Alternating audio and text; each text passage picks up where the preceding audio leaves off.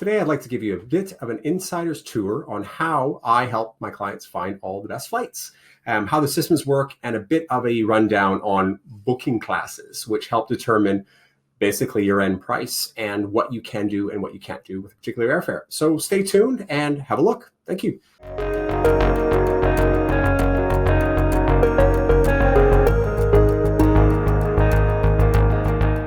What I am doing here today is I've used myself as an example. I am the traveler. However, if this was to be a client of mine or anyone I was just chatting with about it, we would first decide where would you like to stop along the way if you would like to do that. So you're going from Christchurch to London in the example that I'm going to work with today. So city code for Christchurch, city code to London.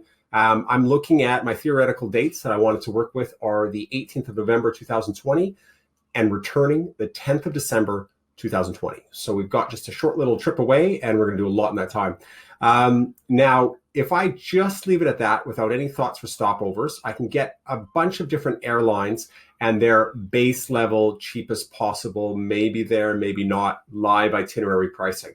So this is obviously a very attractive price for return to London, but with Cathay Pacific in this case. But is it real? Not sure. That comes down to a little bit of look and a little bit of seeing about what's there. At one point in time, it was there.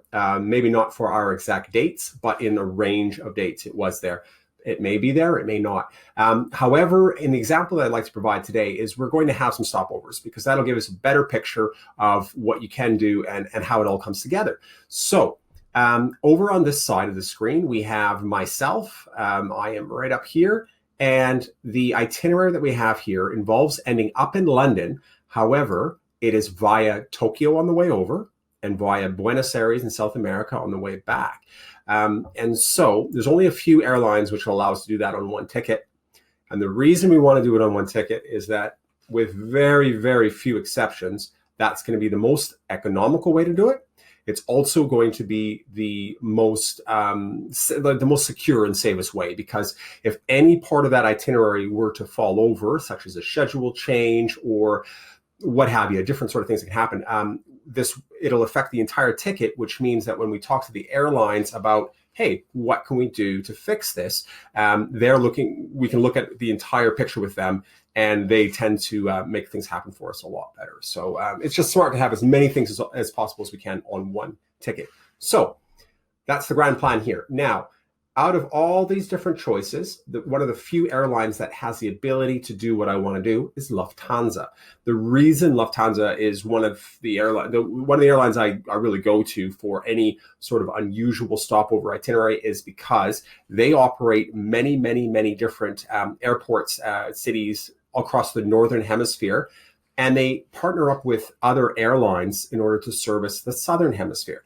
So in this case, if we go back over to the left side here where the booking is, from Christchurch to Auckland would be line 2 here.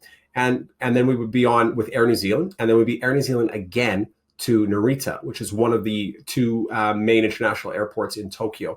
Now, Air New Zealand, it's a Lufthansa ticket. However, which is like over here. However, we're actually going to be flying Air New Zealand that far. Now, we have a stopover in this itinerary of 6 days from the 18th when we arrive here at 4:50 p.m.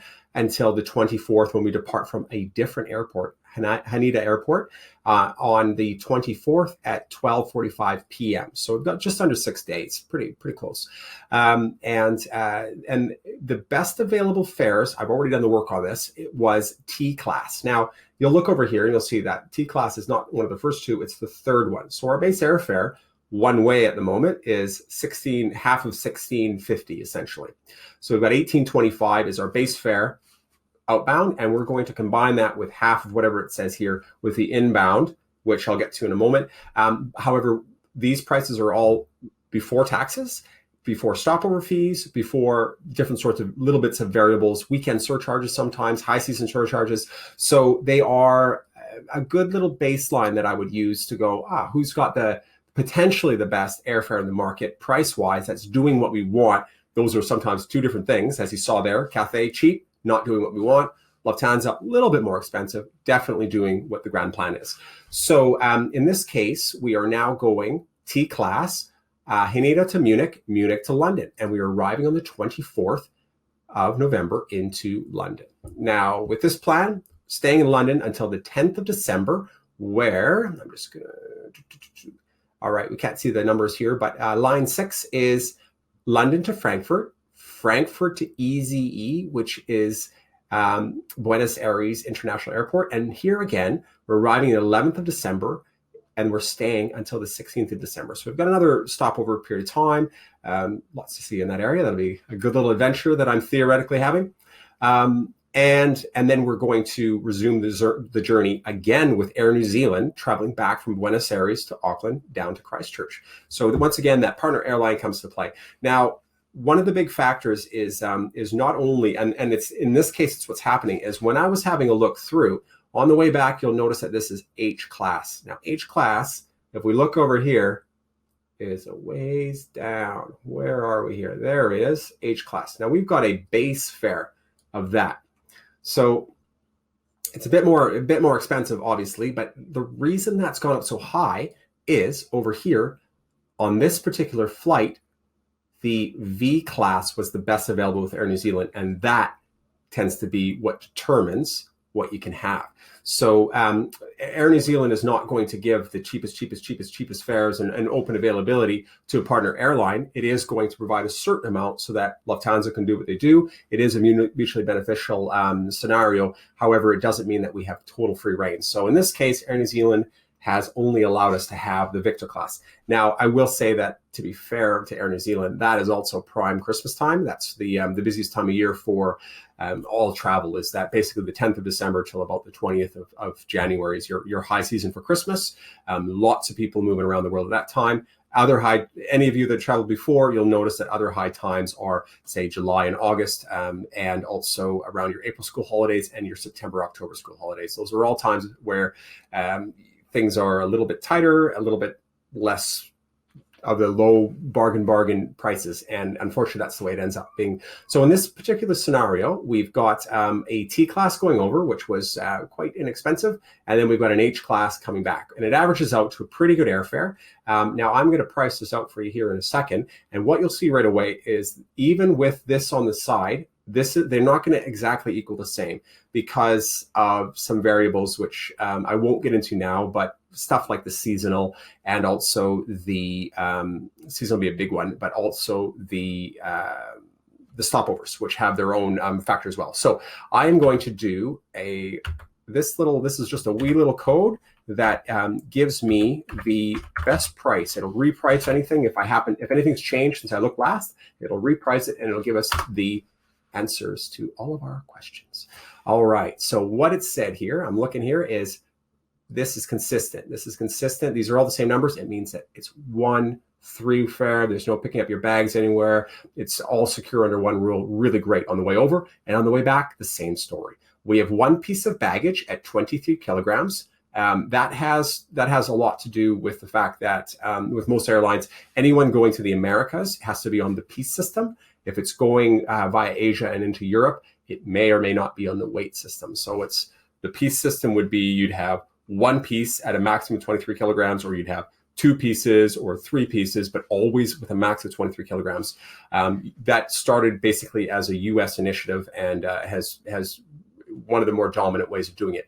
The weight system is in kilos, and it may allow 15 kilo, 23 kilo, 30 kilo, anywhere up from there as you start to get into premium economy and business. And you can have that same weight over multiple bags. So all things being equal, I personally prefer the weight system, unless you're going to actually go over, in which case it's usually cheaper to buy another entire bag under the piece system. This is just a note for the side. I'm on a tangent, but then the weight system, once you go over, it gets really expensive. Anyways, back on track here. So this is their base fare, $24.75. Now that is certainly not the same math as we had over here, but it is close. And once you have those factors other in. However, we've got taxes now. Now, taxes were not in the original calculation. They're just coming up now.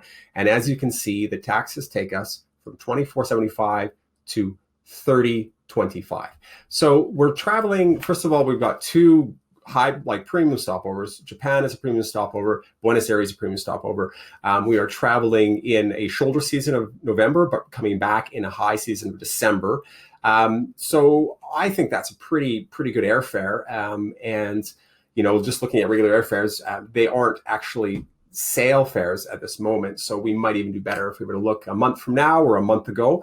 But as of today, it gives you a really good idea of how that works.